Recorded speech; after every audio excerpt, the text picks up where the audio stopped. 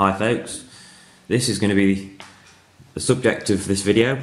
It's a directional gyro or a heading indicator. It's air powered. You can see on the back here, I'm sure if you can see it, let's put a light on it. At the top you've got the vacuum port, so you could power this using a vacuum pump. You've got cage there. I'm guessing you take the bung out and insert something to keep it caged whilst you test it, something like that I guess. And then you've got the air inlet, which is the one I'm going to be using. So I'm going to be putting pressurised air into this thing. And it just so happened that this standard fitting off a compressor hose fitted the threads perfectly, so that was very convenient. If I turn it around to this side, it tells us not to exceed 20 inch-pounds of torque, so I know what pressure to apply, or not to exceed anyway. And you can see it's still got these warranty seals on just here.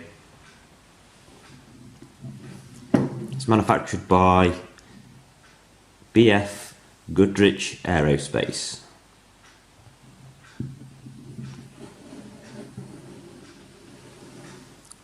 You can see here it's got the cage knob, so this is what we would use to set in the heading, aligned to the magnetic compass.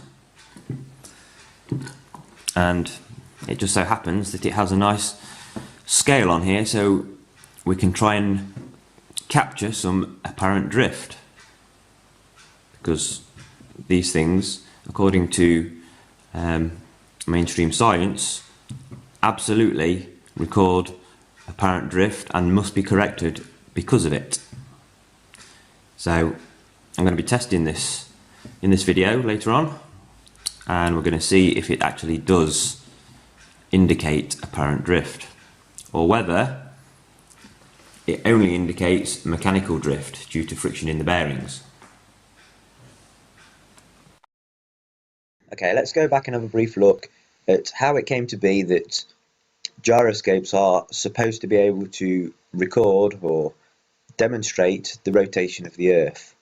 So according to Wikipedia, this man here, Leon Foucault, in the mid-1800s invented the Foucault pendulum, which was suspended from the ceilings of very tall buildings throughout Europe to demonstrate the spin of the Earth underneath them over a prolonged period of time. In 1852, a couple of years later, Leon Foucault came out with, quote, conceptually simpler experimental proof of the spin of the Earth using a gyroscope. So I found a paper online, which I'll provide a link to in the description, written by somebody at the Université de Rennes in France. So it says Foucault gyroscope and induction current apparatus in the University of Rennes physics collection. So it's written by these two guys here, which I'm presuming is these two.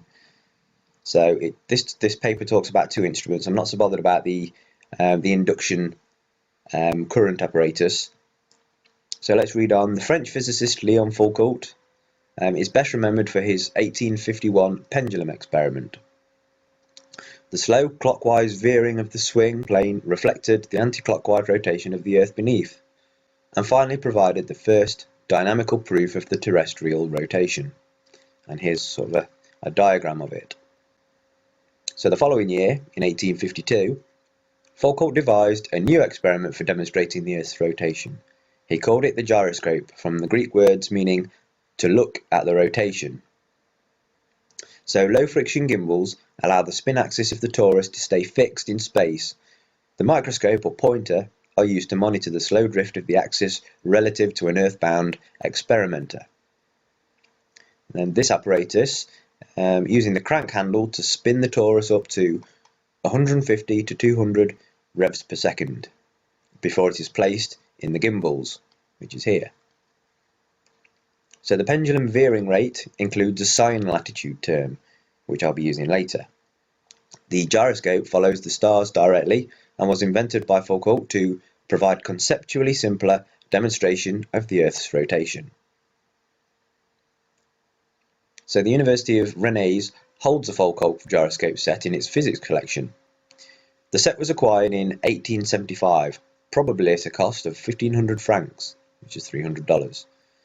The maker is the firm of Dumoulin-Froment, successor to the Froment firm that made Foucault's original gyroscope in 1852. So note, this is not the original gyroscope. And whilst we're on this slide, let's just look at the size of the guy's hand in comparison to the gyroscope flywheel there. I first thought that the gyroscope was much bigger, but when you actually see it with a reference, as in this guy's hand, you can see how small it actually is. And here is the apparatus that's used to spin it up. So Foucault gyroscopes are exceedingly rare, perhaps because they were very expensive, 1,500 to 2,500 francs. So not for the common man. The original 1852 gyroscope was bequeathed to the Collège de France and has been lost. Really careless. We know of only 3.5 other sets besides the Rennes one. And they are, there's one in Paris in the Musée des Arts et Métiers. There's one that this one's talking about in Rennes. One in London, Science Museum, Coimbra, and the Washington Smithsonian Institute. If you know of other Foucault gyroscopes, please let us know. So a gyroscope set came with 2 rotors. One is missing from the Rennes set, the other has broken suspension pins, so we have not yet been able to set the gyroscope going. What? Not yet? According to this, you've had it in your possession since 1875.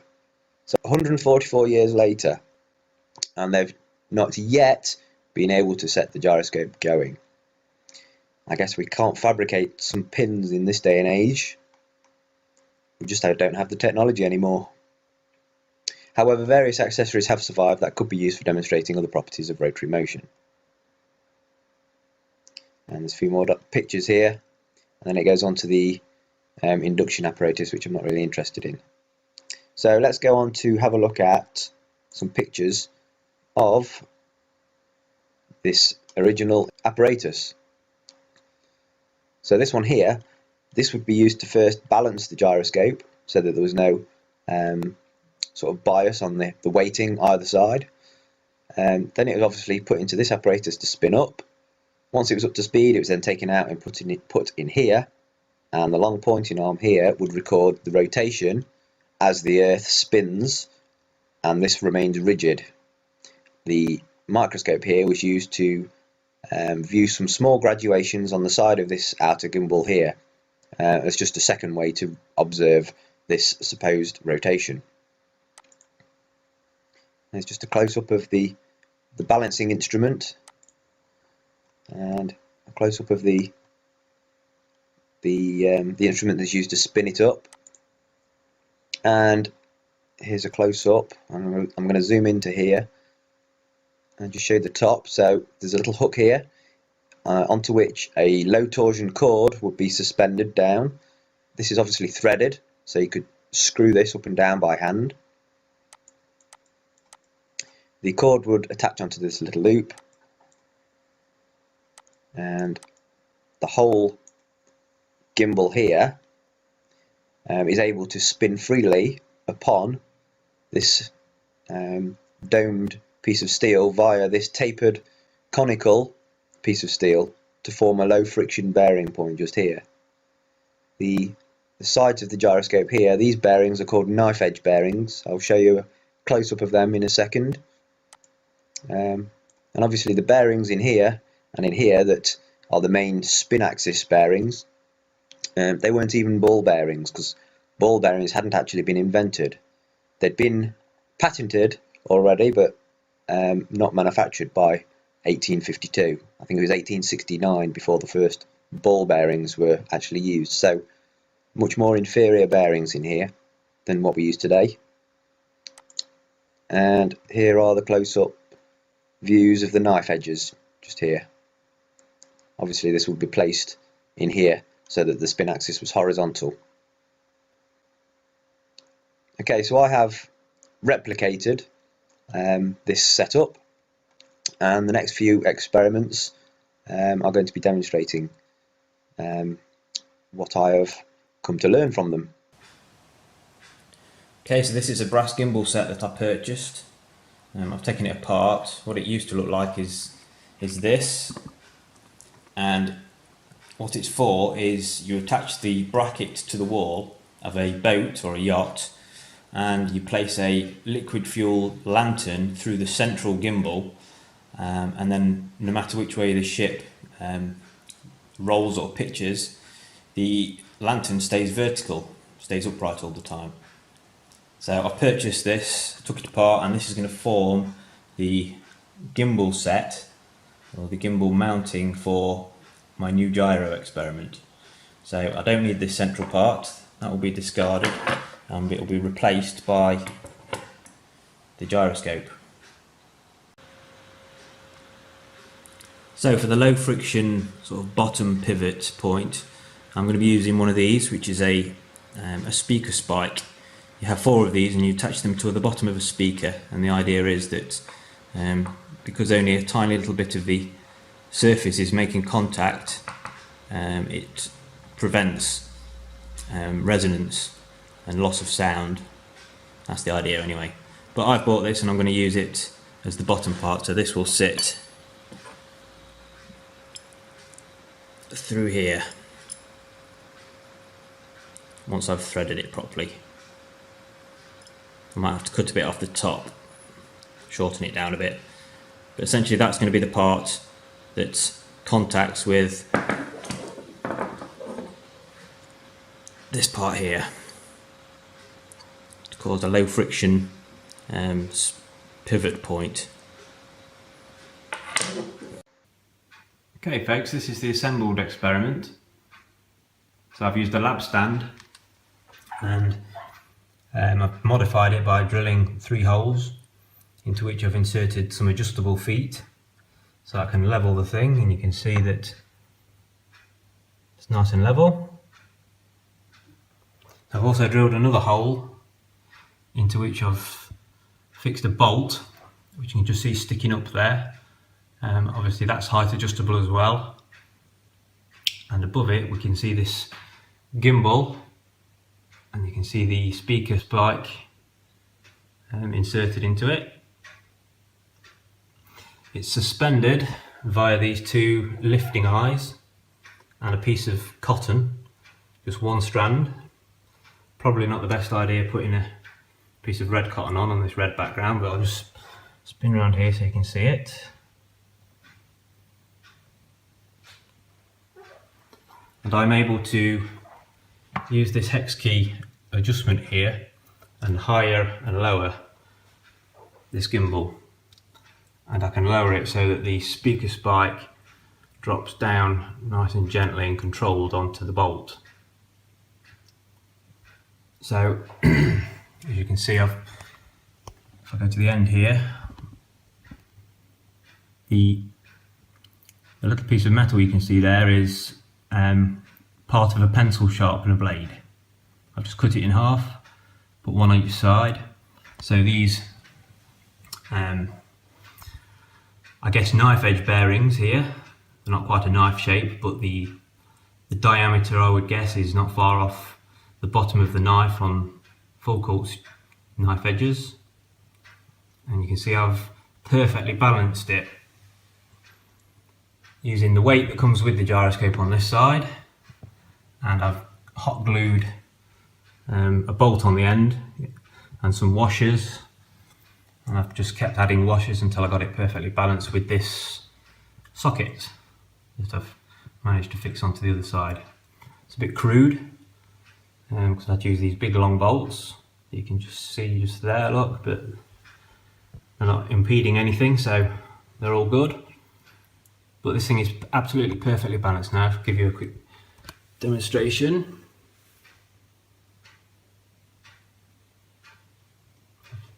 Obviously knocked it a bit so it's wobbling. As you can see, it's keeping sort of rocking back and forth. And it will do that until it finds its level. Still moving. And you'll note that the whole gimbal is continually spinning. It'll spin this way for a time, and then it'll stop and start swinging back the other way, and then it'll stop and start swinging the other way again. It will eventually find its own resting point, but it takes a very, very, very long time. And it's very important to note this, because I've discovered something with gyroscopes that I didn't really know before. I've not seen demonstrated on any gyro video. I've seen Eric Laithwaite's video series on gyroscopes, and there's the other professor, I forget his name, does quite a lot of gyroscope experiments and demonstrations, but I've never seen what I'm about to show you demonstrated before. And it appears that a gyroscope loses its rigidity in space property when suspended like this. So I'm going to spin it up and show you what I mean. It's quite bizarre, and I didn't know that this phenomenon actually occurs with gyroscopes. So I'm going to stop the video now and get it spinning. Okay, so I'm going to be spinning the gyro with my Dremel tool, and you can see there it's 33,000 RPM. That's no load, but it will virtually be no load once it's up to speed. Let's spin it up then.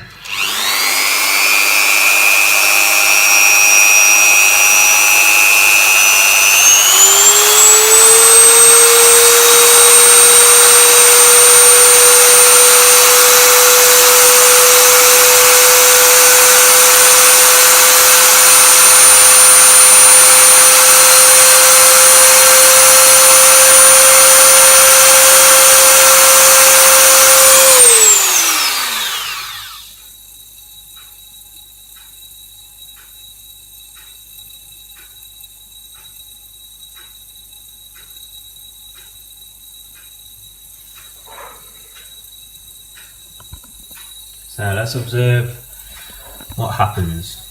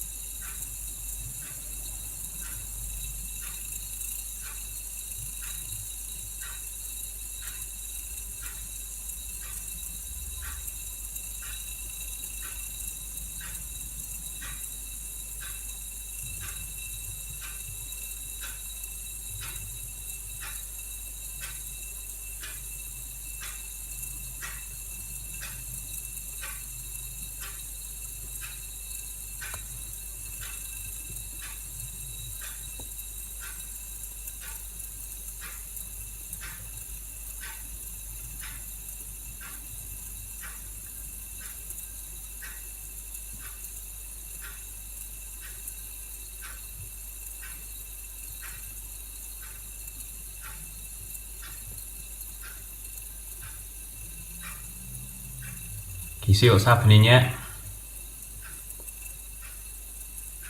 It's rotating clockwise.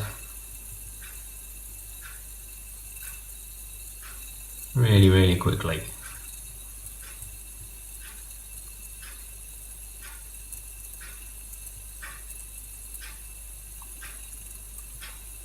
And it will continue to get quicker and quicker as the speed of the flywheel slows down.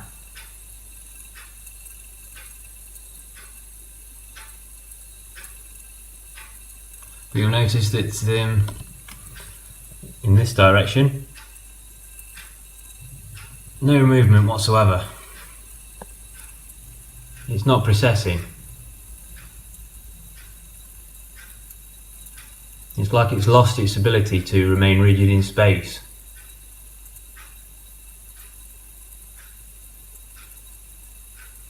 And just to prove that it is still working as it should, as a gyroscope does, let's impede the movement.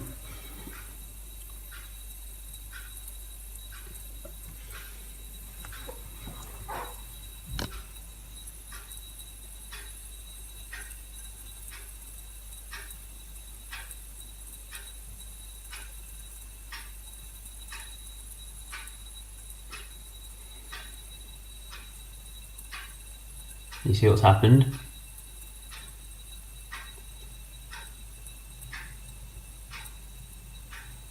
It stopped, and it's now spinning anti-clockwise.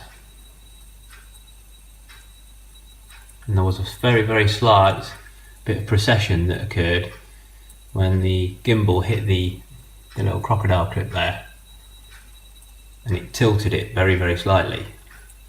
Let's see if it's going fast enough to do it again. Now watch carefully, watch this axis very carefully to see if it moves when this touches.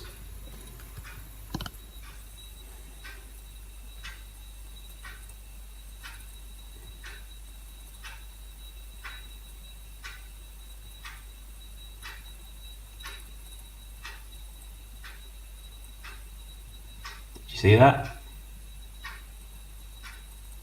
Recessed itself back up straight again, and it's sending it back round clockwise now.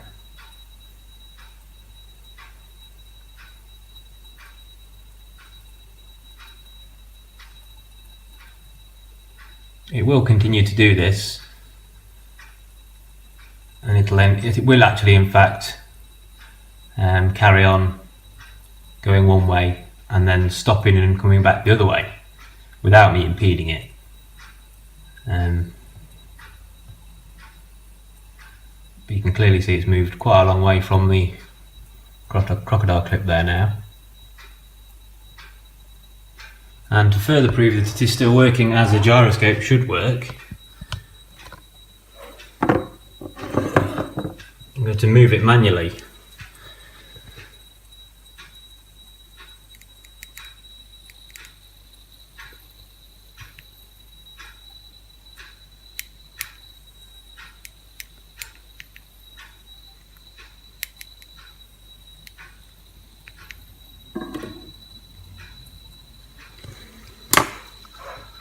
Put it back straight again and see what it'll do this time.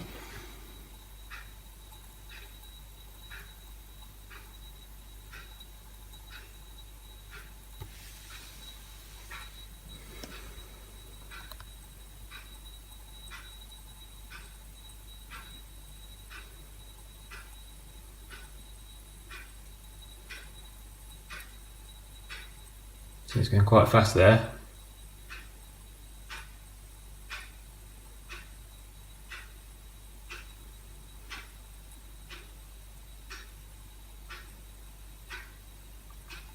But still none of this going on. It appears that the fact that it is suspended and that the thing is able to spin freely makes it so that this thing will continually turn. So there's still plenty of momentum in this flywheel. It's still pretty difficult for me to turn like this. In fact, it's stopping me, look.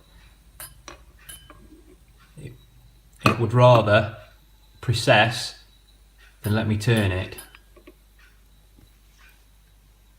A lot of resistance. Still loads and loads of power left in this flywheel. So anyway, next experiment, I'm going to lower it down and get it to rest on top of this bolt.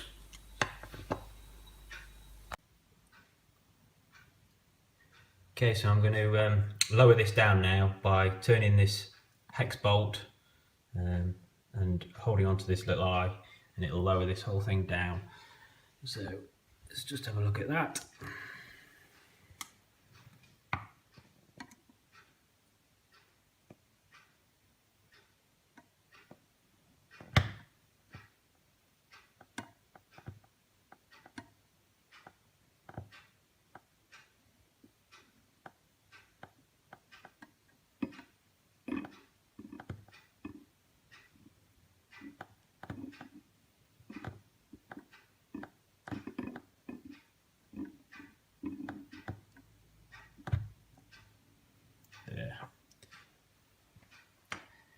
very, very slightly resting.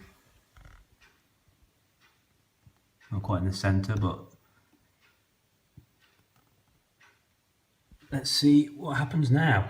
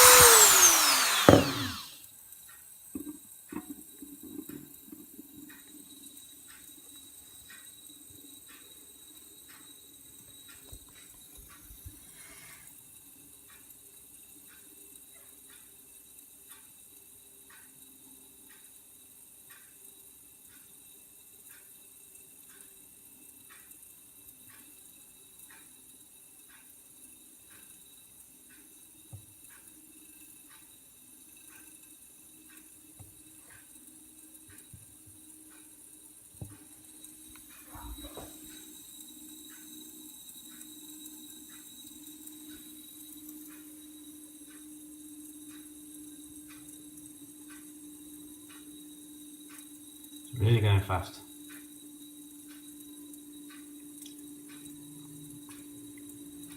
No rigidity in space whatsoever. Okay, let's try impeding it again.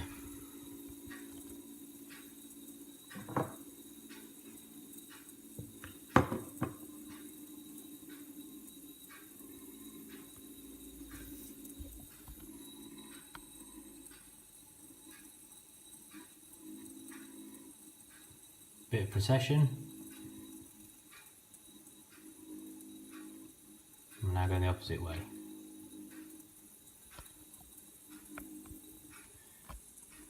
And again, to test, to show that it's behaving as it should.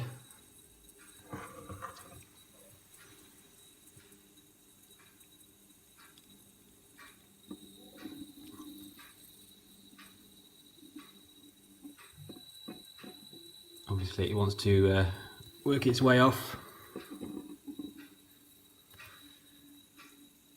I'm having to do it very gently.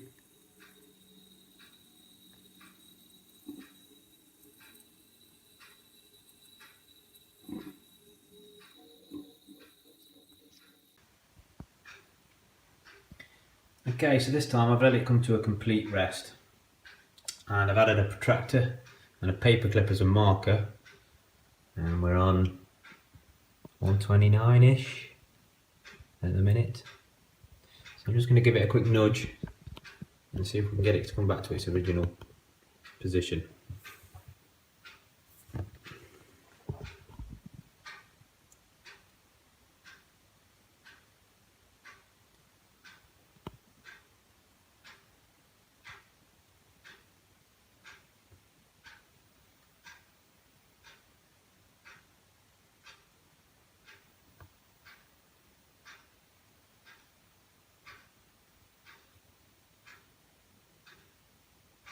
There we go. It's 128 now, it's close enough. Just spin it up.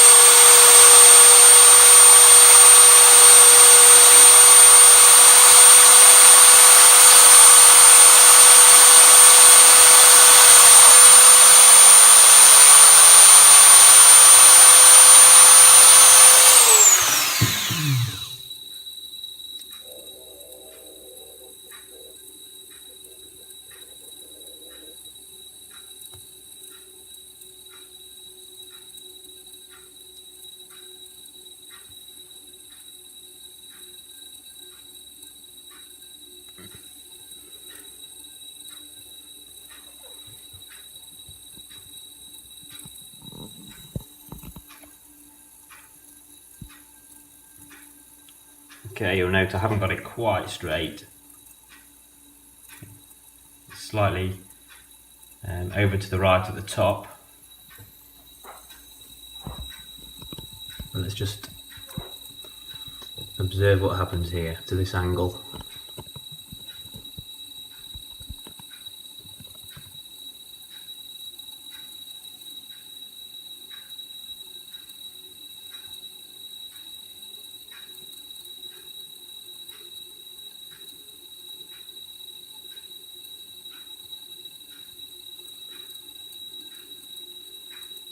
Anyone guess what's going to happen?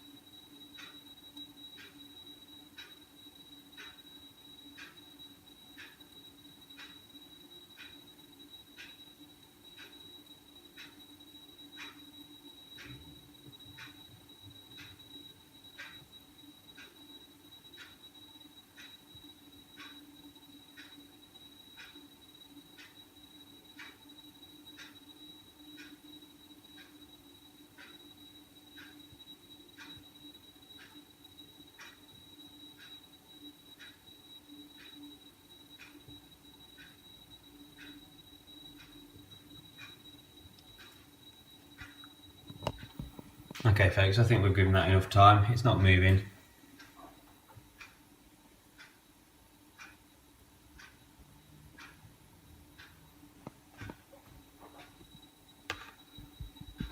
There's still energy left in this flywheel though.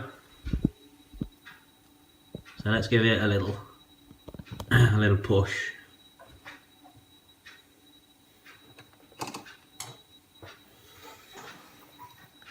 Okay, so we saw how by letting it come to a complete stop before spinning it up, it would appear not to show any apparent drift whatsoever in either direction. I've done it countless times now. I've got lots of different experiments on video in all different scenarios. I did it lots and lots of times, and not once did I see anything that resembles apparent drift either in speed or direction. We also saw earlier how a particular rotation or direction of rotation can be induced into the gyroscope. So it doesn't take too much of a stretch of the imagination to wonder if the rate at which it rotates could be controlled. And I'm just putting this out there for consideration. I'm not saying this is what it was for, but let's just take a look at the top of Foucault's gyroscope here and look at what the function of this could be.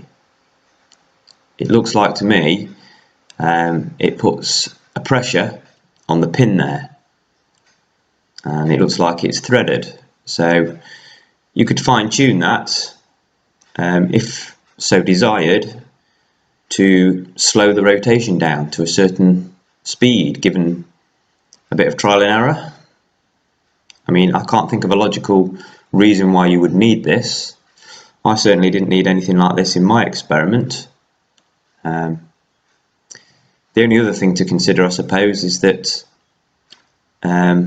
this isn't actually the original gyroscope from the original Léon Foucault experiments. That one was lost. So I guess we'll never know what the actual one looked like. We can only presume that it looked similar to these ones. Anyway, that's the end of part one. I'm now going to move on to the aircraft instrumentation section to this.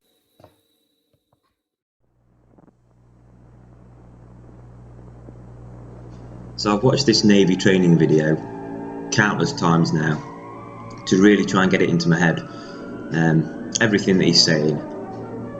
So I'm going to play certain parts of it now, and I'm going to be commenting on certain parts of it and analysing certain parts of it, just to put you in the picture as to where I am at with the whole gyroscope thing.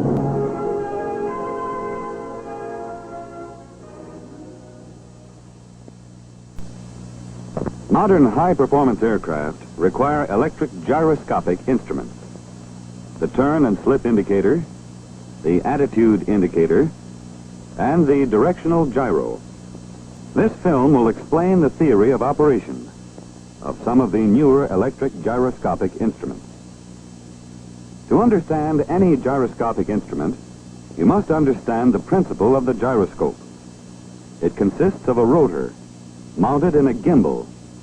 The rotor can spin in one plane only. When another gimbal is added, a second plane of movement is possible. And when this assembly is mounted in bearings, the rotor has 3 planes of movement and can assume any possible attitude. This is now a freely mounted gyroscope. A spinning gyro has 2 important properties: precession and rigidity in space. All of its practical applications are based on these 2 properties. As for rigidity in space, the spinning rotor remains in its original attitude, while the gimbals and base move around it. In other words, the gyro maintains its axis in relation to space and not to the surface of the Earth. If a gyro moves around the Earth, its axis is vertical to the Earth's surface here, at an angle here, and horizontal here.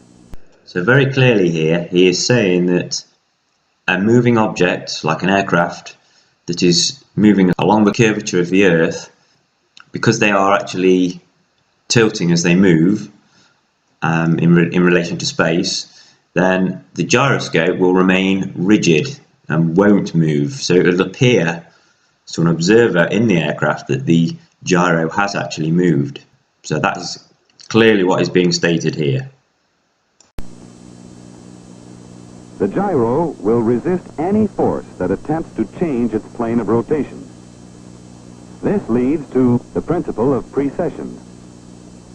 When a downward force is applied here, the gyro moves, but not in the direction of the applied force. Instead, it moves at right angles to the applied force. This action is known as precession. If an upward force is applied at the same place, the gyro again precesses at right angles, but in the opposite direction. The explanation is simple. The rotor is spinning in this direction. When the force is applied, the gyro precesses in the direction to align the direction of rotation with the direction of the applied force. The rate of precession is in direct proportion to the applied force. Small force, slow precession. Greater force, faster precession. If enough force is applied, the gyro precesses a full 90 degrees. However, at or near 90 degrees, it will tumble and go out of control. This disadvantage must be overcome in gyro instruments. Another disadvantage comes from the gyro's tendency to drift away from its original attitude. There are two types of drift. One is mechanical, due to friction in the bearings. The other type, known as apparent drift, relates to rigidity in space. Once again, consider this condition. The gyro maintains its attitude while the Earth turns under it. Every 6 hours, the gyro drifts through 90 degrees in relation to the Earth's surface. Okay, I've got to stop it there because this is where a lot of confusion arises. So you can clearly see by the video here that he is talking about gyros located at the equator. You can see the Antarctica there. So those gyroscopes are located along the equator. And you'll also note that it is a vertical gyroscope, at least in its starting position.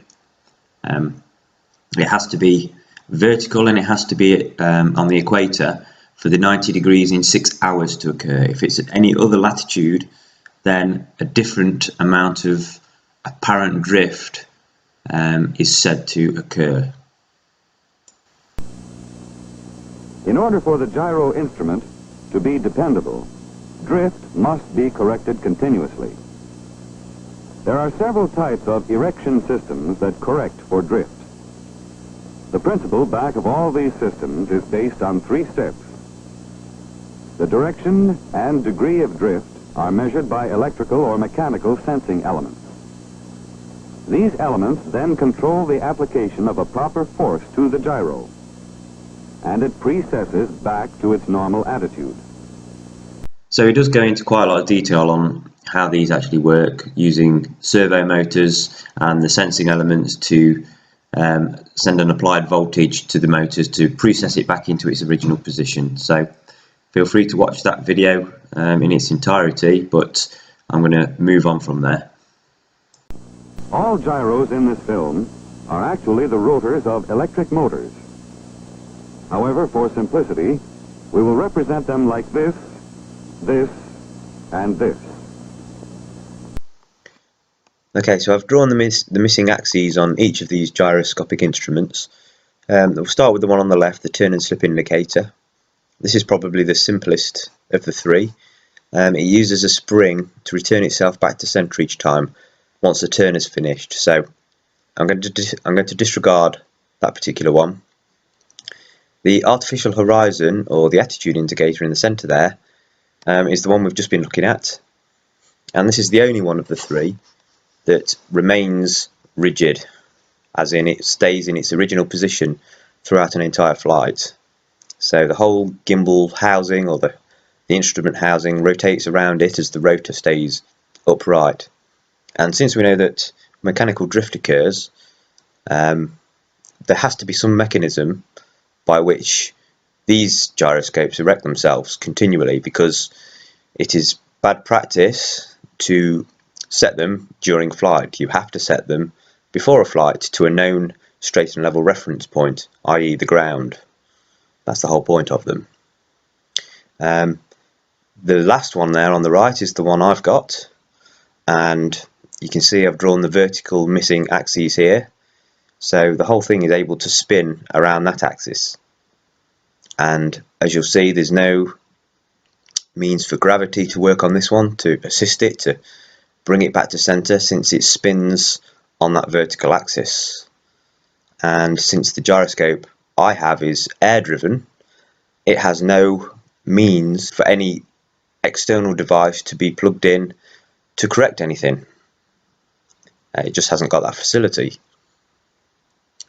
So before we move on to the directional gyro, I'm just going to play a short clip from another video that explains how air-powered artificial horizons or attitude indicators, i.e. the one in the center there, works, because I believe there's a good test we can do to determine whether the pendulous vanes on these instruments, which is the method by which they remain erect, actually do correct for the rotation of the Earth, or whether they are just correcting for mechanical drift.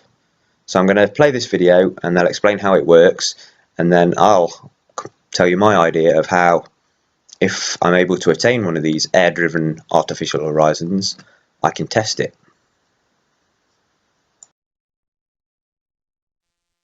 The Earth gyro in the artificial horizon or attitude indicator may be air-driven or electrically driven. Let's look at the air-driven version first. In the air-driven artificial horizon, the spin axis of the Earth gyro is tied to the Earth vertical by a system of pendulous vanes and air jets. Any tendency for the gyro to topple is counteracted by the precessed reactive force from the air jets. The centre of gravity of the gyro is also kept below its pivot point on the inner gimbal to assist in keeping the gyro vertical when not in use. Let's look at how it works in more detail. If we look at a diagrammatic view of the gyro and rotor housing, we can see that at the base of the rotor housing there are 4 air exhaust ports. Each port is partially covered by a pendulous vane, which we will call A, B, C, and D. Air is exhausted through the partially open ports, and when the gyro rotor is vertical, the air being exhausted through the ports will be of equal and opposite pressure. However, should the gyro rotor axis wander from the vertical, the pendulous vanes on opposing sides of the rotor housing move, so that as one vane closes, the other one fully opens. In our illustration here, the gyro rotor is toppling, and we can see that by gravity vane B has closed, while vane D has fully opened. The result is that the air pressure escaping through the opposing port D will no longer be balanced, and the excess reactive force is precessed through 90 degrees in the direction of rotation of the rotor to re-erect the gyro. Okay, so now we know what the pendulous vanes are and how they work. We also know that the pendulous vanes in the air-driven artificial horizon are the one and only means to compensate for apparent drift, i.e. rotation of the Earth. So it seems to me that if I was able to get hold of one of these things, open it up and disable the pendulous vanes or remove them completely, then test it, it should bring apparent drift right back and should start demonstrating it.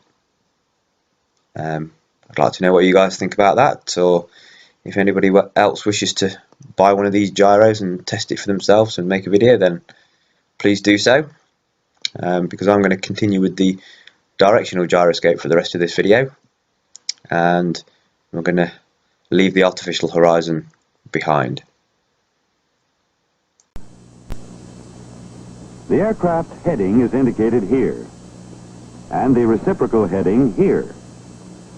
To obtain this information, the instrument uses a freely mounted gyro.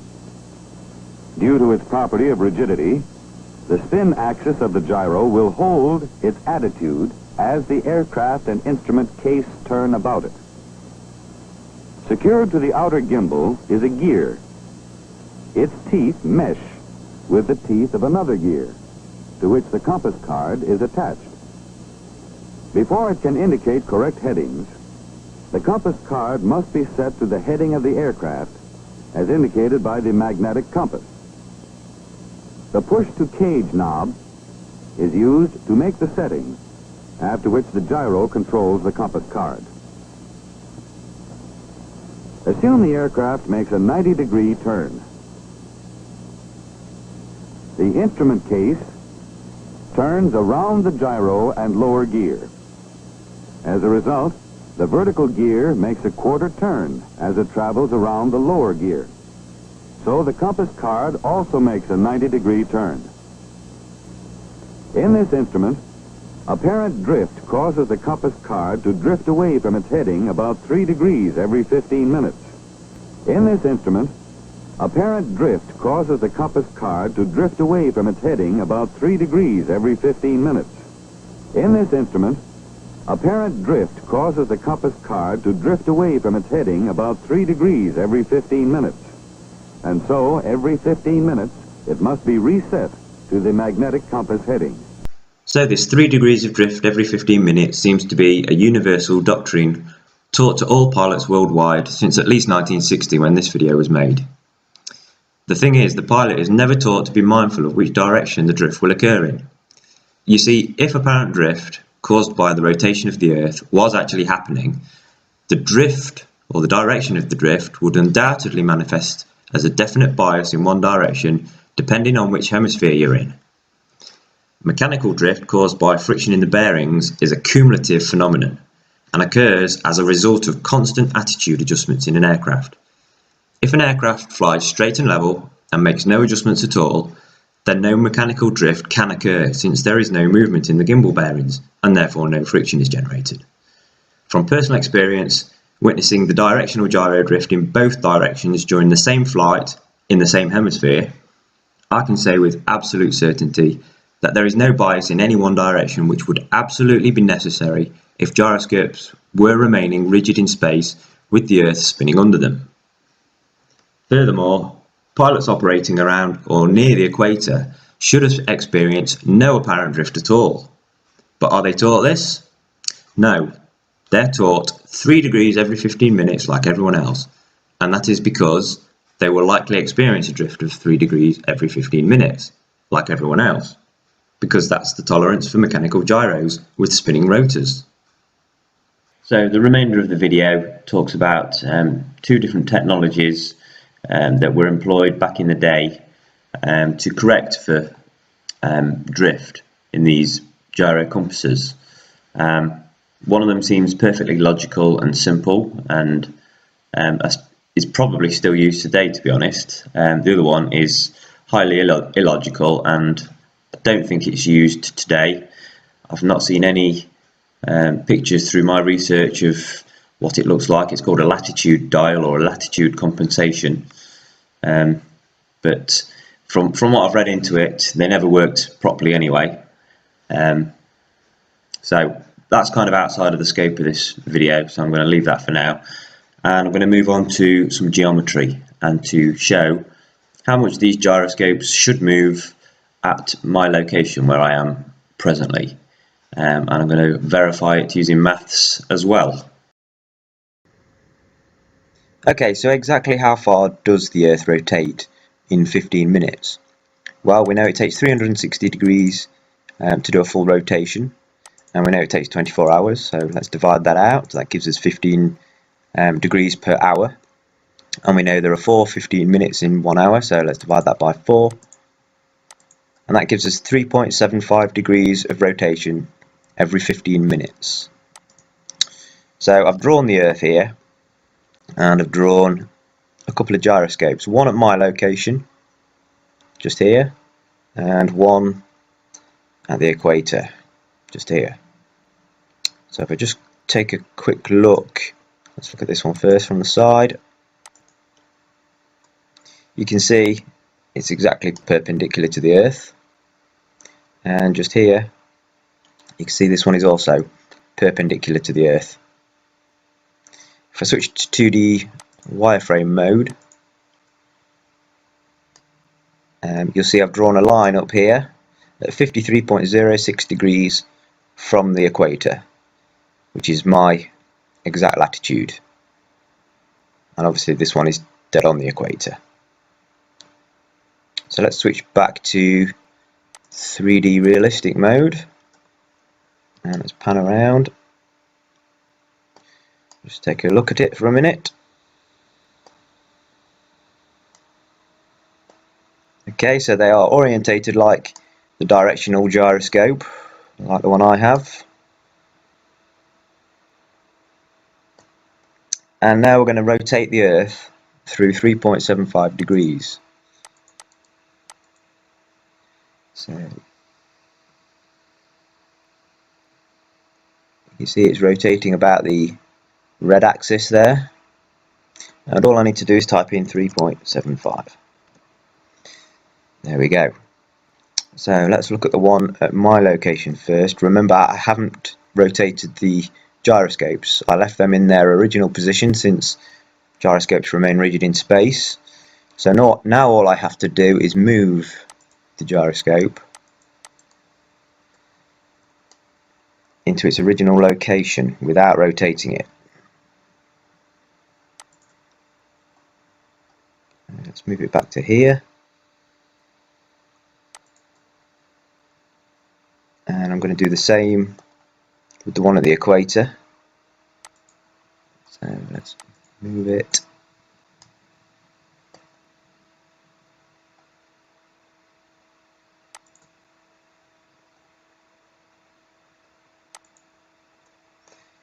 And we'll take a look at this one first. We've got to reset the view so that we're looking directly from above again.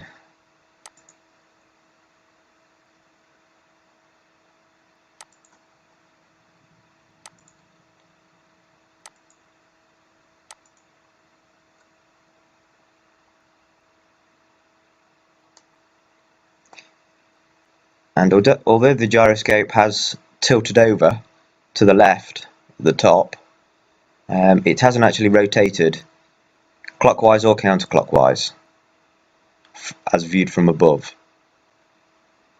It stayed in its original location. Let's look at what happens at my location. So I have to reset the view again, so we're looking directly above this location.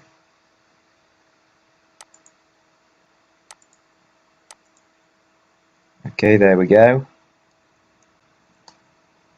And you can see it has rotated clockwise. So let's just put a quick angle on there to see by how much it is rotated.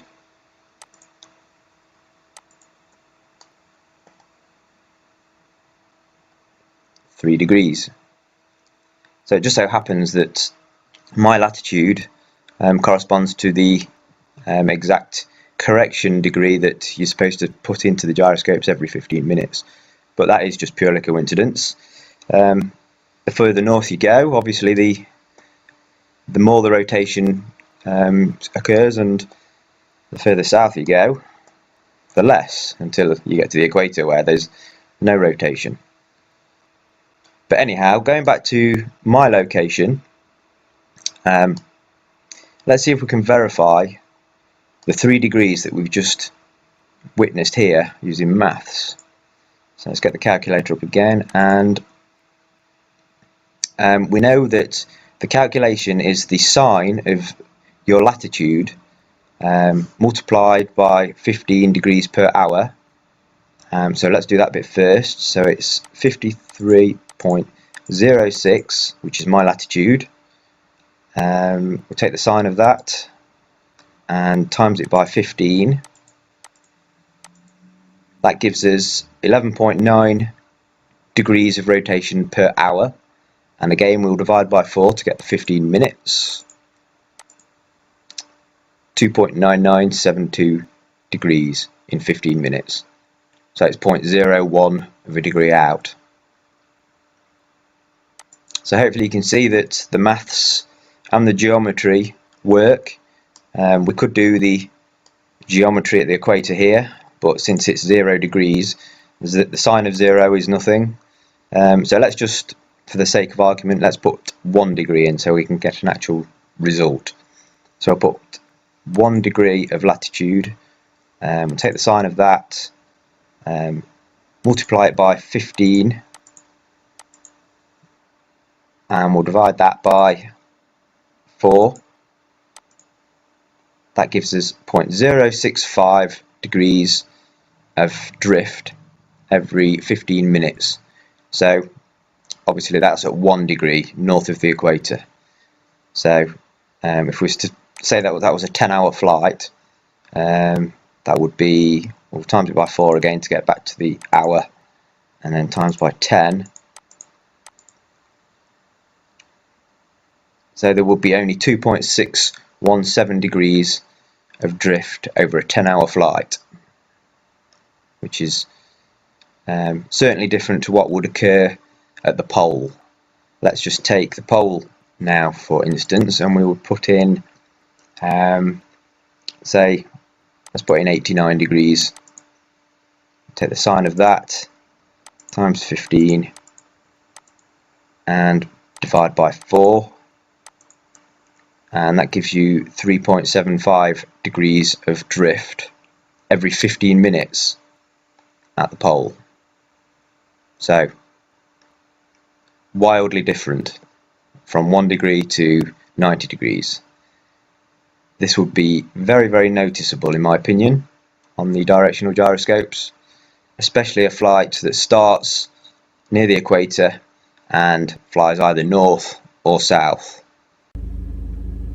Okay, I've put the directional gyro on my dashboard. I've stuck it with some self-adhesive sticky pads. Got the airline there, going to the compressor in the back here. Got a full tank of air.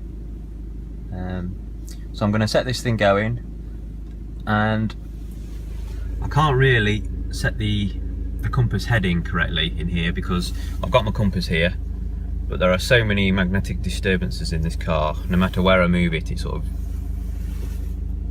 changes. See there, I'll just move it slightly, it changes. So I can't get it in sort of a fixed position, but it doesn't matter. It's just the concept of the proof that the gyroscope actually works as it should do that I'm interested in.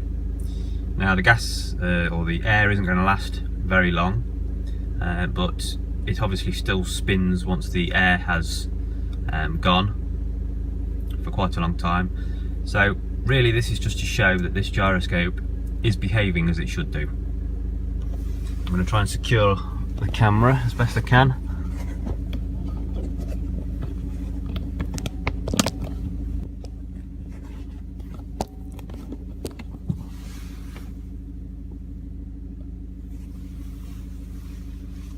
So normally we would take a magnetic compass reading at this point if we was in an aircraft, and we would use this cage dial and we would set in whatever heading we are currently facing.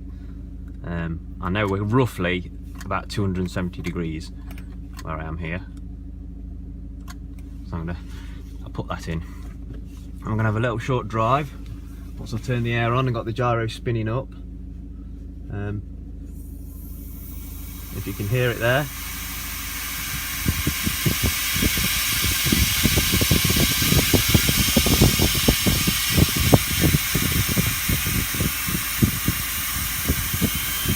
And let's go.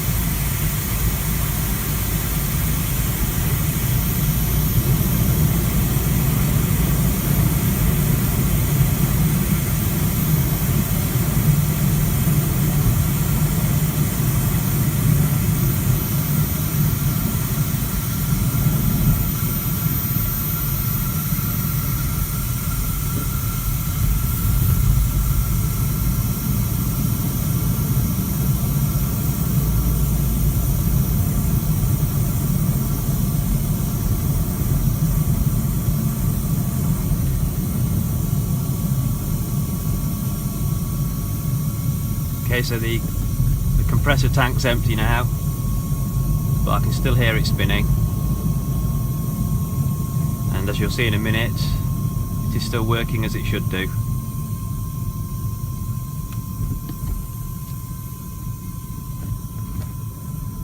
There you go, it's registering all the turns.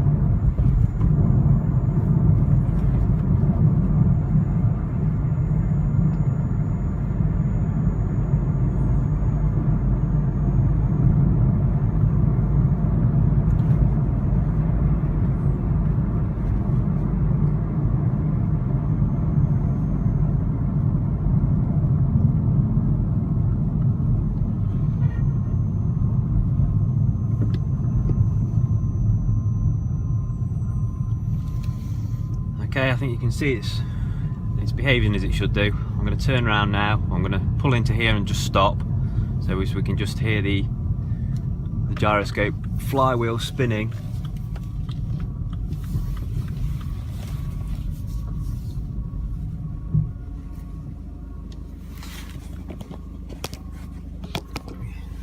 Turn the engine off a second. If you can hear that, it's still spinning. So it is working perfectly, and it will have experienced a little bit of drift there, which is to be expected. I think it's 3 degrees every 15 minutes is the sort of accepted tolerance. So let's see if we can keep it working as we go home.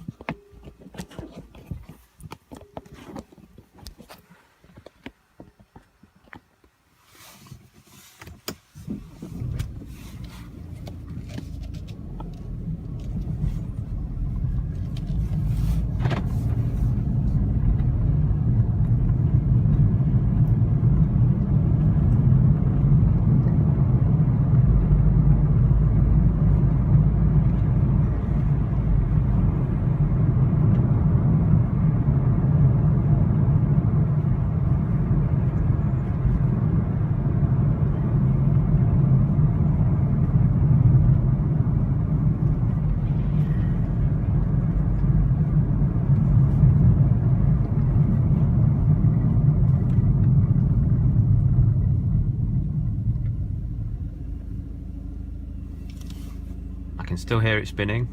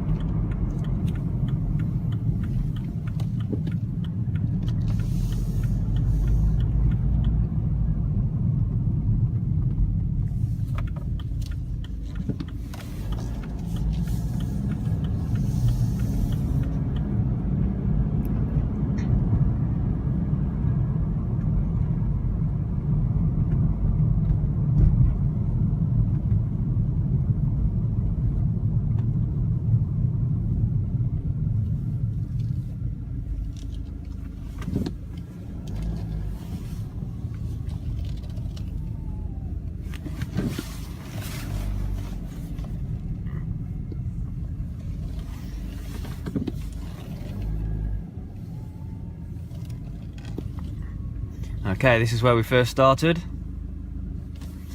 and you can see it has drifted very, very slightly. I know it's not under power at the minute, but it is expected to do that anyway, and we can hear it spinning still. We've still got the warranty warning stickers on. Okay, so I'm going to attempt to open this gyroscope up, have a look inside, see how it works. So I've got a selection of tools here. I hope it's going to be enough. You can see we've still got the warranty stickers on here, and they go across two pieces of what looks like black electrical tape here and here, going all the way around. I believe this electrical tape is used to stop air escaping from the joins here and here. When it's running, air seems to escape from this front edge here. That's where it feels like it's coming from. So it's obviously sealed around this back edge here. So I've taken the liberty of removing the 8 bolts from here already, and also the 5 bolts here. So I'm now going to cut this tape as best I can.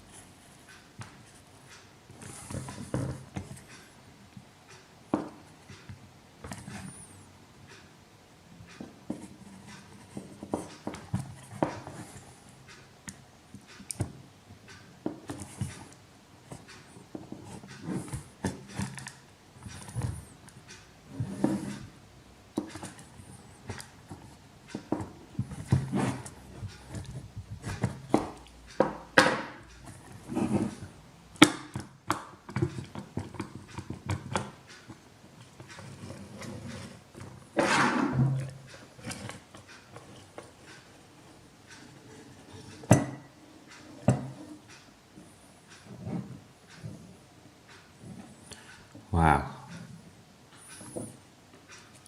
that's quite complicated.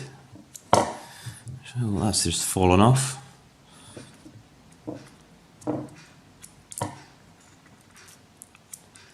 Seem to be these papery stickers here, but the gyro itself,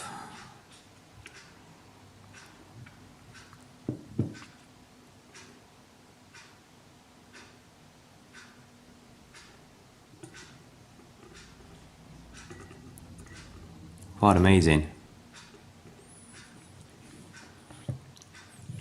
There's nothing electrical in here at all. No wiring of any kind. It's purely air driven.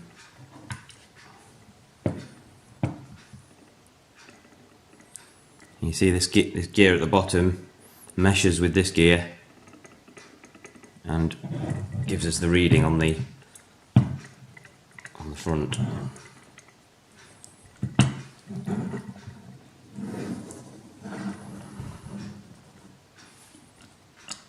That's the cage knob. You can see it makes this gear mesh with this one, so we can set it manually, and that also disables this here. See, I can't move it now, whereas now it spins freely.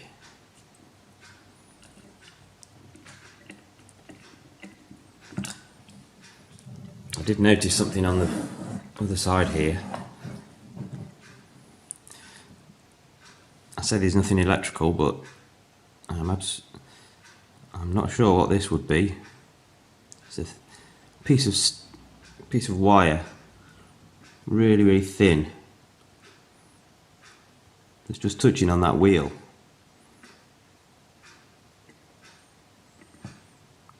Whether that's some sort of earth point, I'm not sure, but you would, if it was an earth, you would need to connect a wire to this, unless the case of it is actually earthed to the body of the instrument housing, which is in turn earthed to the body of the aircraft. But then again, aircrafts don't really have a proper earth, since they're not in contact with the ground. But it seems it is just as simple as that. This can't move all the way around. It's got stops just there and there. And then this is obviously free to spin round and round.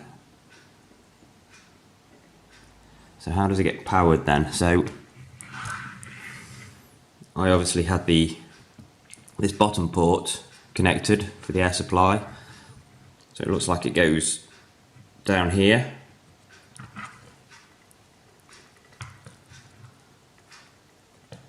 And it must go through this casing itself.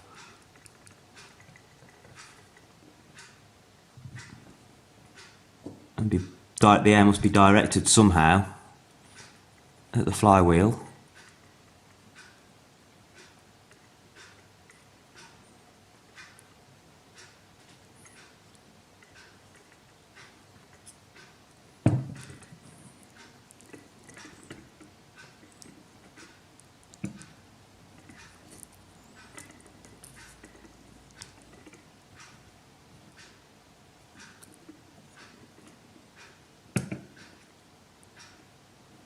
I'm guessing the flywheel must be inside, in here.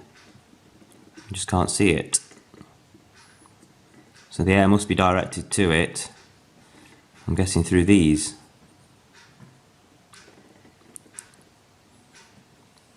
One might be connected to the vacuum port, and one might be connected to the air inlet port. But they certainly go down into the bottom here. Yeah, I think that's how it works. The air goes in here, and then between these two pieces of metal here, there must be a chamber that connects somehow to the centre, which these pipes here are in contact with. So the air must come through here, up these pipes, and inside this thing with the actual flywheel inside there. Can't actually see it.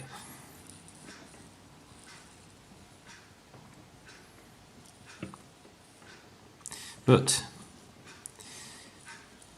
I can't see anything more complicated than that. Hopefully I should be able to put it back together and get it working again. I'm going to take them out.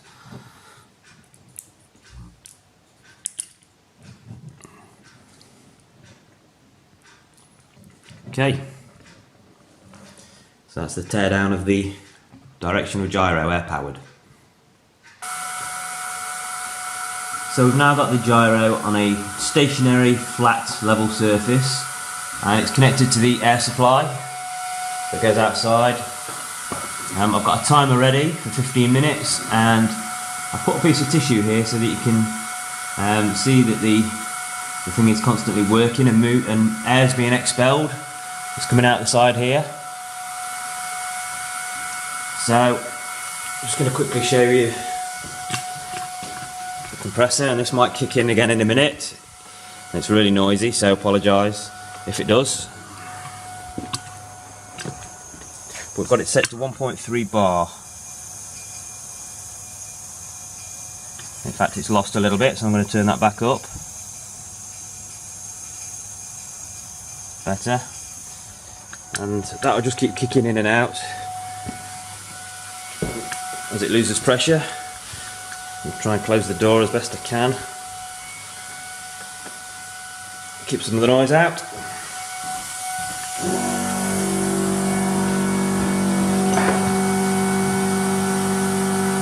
So just to give it a bit of a demonstration.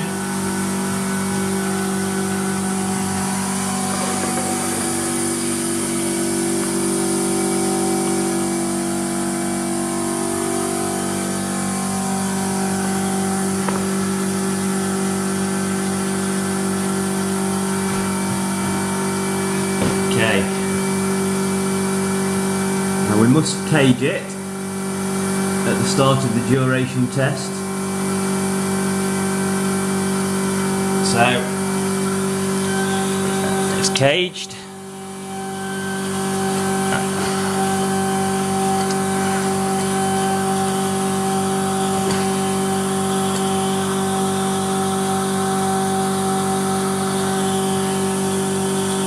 I'm going to just cage it again for good measure.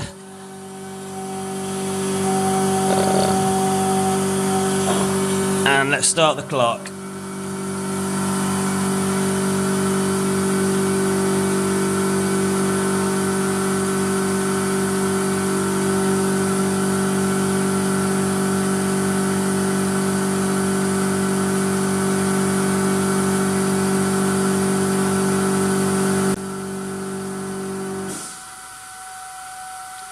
So what should actually be happening during this experiment is that this should be moving clockwise as viewed from above at a rate of 3 degrees every 15 minutes at my location, and this should also be leaning over like this. Obviously I've exaggerated it there, but that is what should be happening.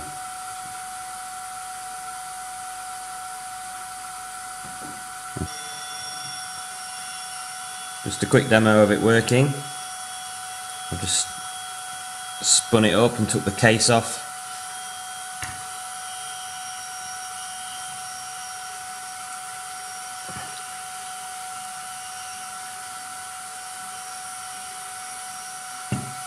And cage it again.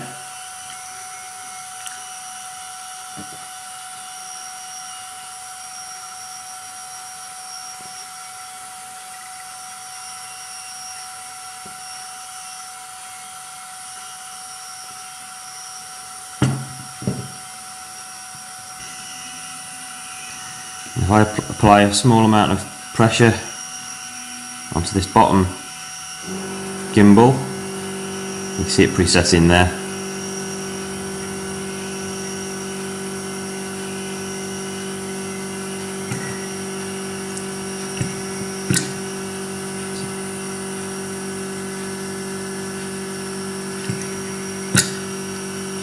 So this cage knob resets it back parallel to the instrument itself.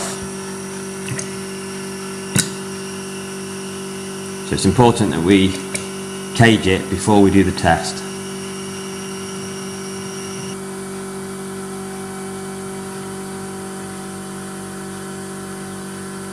So during straight and level flight, this whole setup here is not experiencing any friction on any of the bearings, only perhaps on the spin axis bearings of the spinning rotor itself, but that doesn't induce any mechanical drift. It's only the gimbal bearings that induce the mechanical drift. So in straight and level flight, nothing is moving, so no friction is being generated. If the pilot makes a maneuver that induces some sort of movement onto any of either this axis or this axis, it will result in a cumulative build-up of drift caused by all the friction. And this is exactly what the 3 degrees of drift every 15 minutes is for on every single gyroscope, no matter where it is on the Earth. So by not allowing it to move, i.e. testing it as we are doing on this flat level surface, we are not allowing any mechanical friction to induce onto any of these bearings. So if we eliminate mechanical friction or mechanical drift, all that should be left is apparent drift, which of course is what we're testing for right now.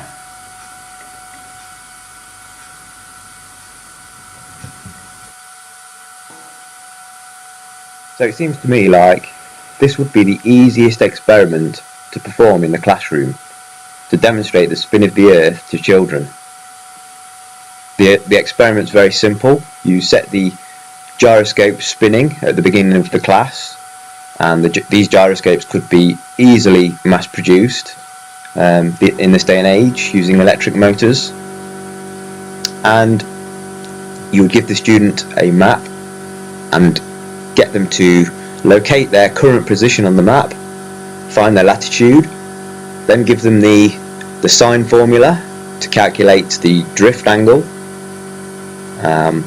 get them to plot it on a graph over time, and this would obviously produce a sine wave. What better way to combine geometry, geography, maths, science, orbital mechanics, and obviously they will be able to check their result and check their calculations by reading off the angle on the gyroscope. But of course, nothing like this is ever done, and I think I'm beginning to see why. Unless, of course, I've got the only directional gyroscope in existence that doesn't register apparent drift. I mean, maybe I should donate it to a gyroscope manufacturer and get them to study it and see if they can replicate it as to why it's not showing apparent drift. If it's such a problem, then, you know, just study this one and replicate it. Problem solved. Anyways, I put a challenge out there a while ago for anybody to come up with a video demonstrating, with any correlation at all to their position on this earth, any apparent drift whatsoever. And as far as I know, nobody has come up with anything. We've had lots of people coming up with no movement on their gyroscopes, but nobody demonstrating anything that resembles movement in any shape or form. So the challenge still remains, and I'm not talking about ring laser gyros or anything of that ilk. I'm specifically talking about the types of gyroscopes that Leon Foucault and the US Navy claim show apparent drift. Anyways, I'm going to sign off now and leave you to watch the rest of the video. It goes on for 15 minutes, this experiment, but spoiler alert, it doesn't move. I hope you've enjoyed watching the video as much as I've enjoyed making it. I'll be back with another video hopefully soon. Cheers, folks.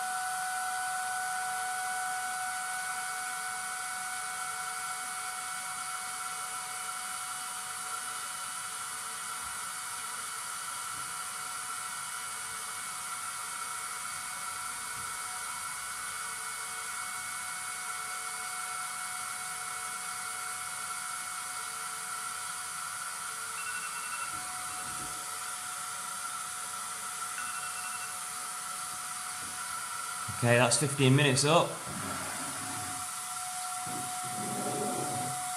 Let's just show that it's still working as it should.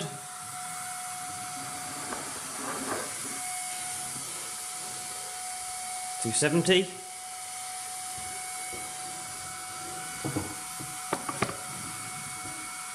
Back to 0. So 0 apparent drift at all.